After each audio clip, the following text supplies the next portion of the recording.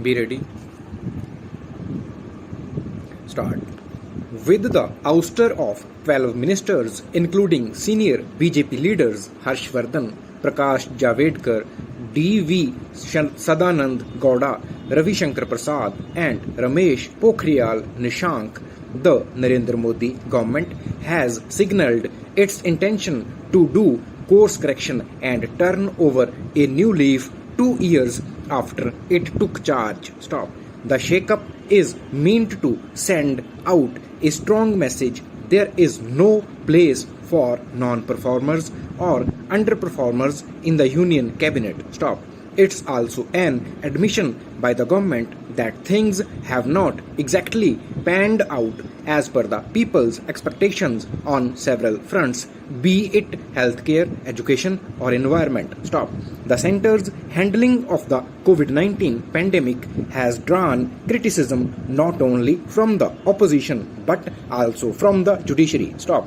With the Ministry of Health and Family Welfare largely failing to deliver, especially during the devastating second wave, Minister Harshvardhan's exit was a foregone conclusion. Stop.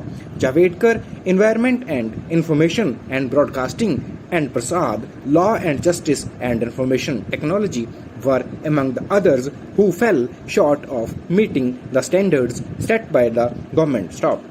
Though health reasons have been cited for Pokhriyal's exclusion from the cabinet, there is no denying that he was a disappointment as the education minister, particularly considering the chaos and uncertainty over the CBSE exams that kept teachers, students, and parents on tenterhooks for months. Stop. However, divesting Kiran Rijiju of the sports portfolio weeks before the all-important Olympics doesn't seem to be a well-thought-out decision. Stop. Narendra Singh Tomar has been retained as the agriculture minister amid the prolonged deadlock between the centre and the protesting farmers over the 3 farm laws. Stop.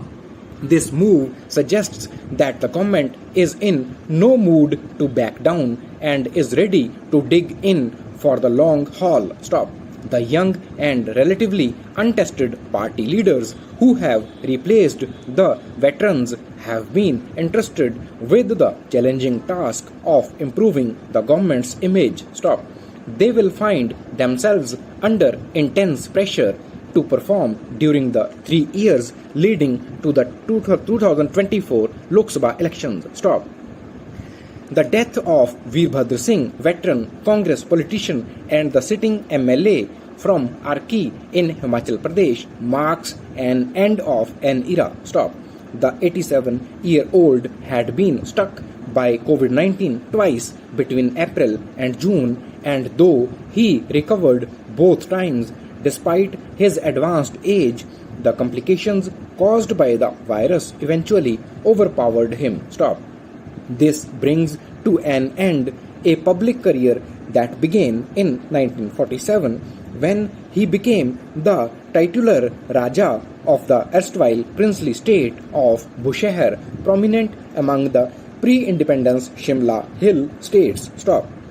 As he liked to narrate, he was urged to join politics by Jawaharlal Nehru and he became an MP at 27 in 1962. Stop.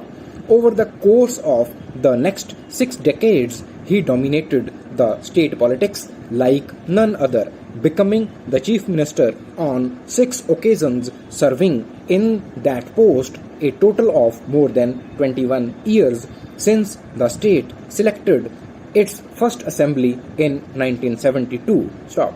Away from provincial politics, he was elected to the Lok Sabha 5 times and served as a minister at the centre in various governments. Stop. Singh, despite advancing years, remained the party supremo until the end, though he had faced challenges on many occasions. In 1993, for instance, when the party high command backed Sukhram to become chief minister, Singh did not meekly give away. Stop. He had the support of a majority of the legislators and his will prevailed over that of the central leadership. Stop.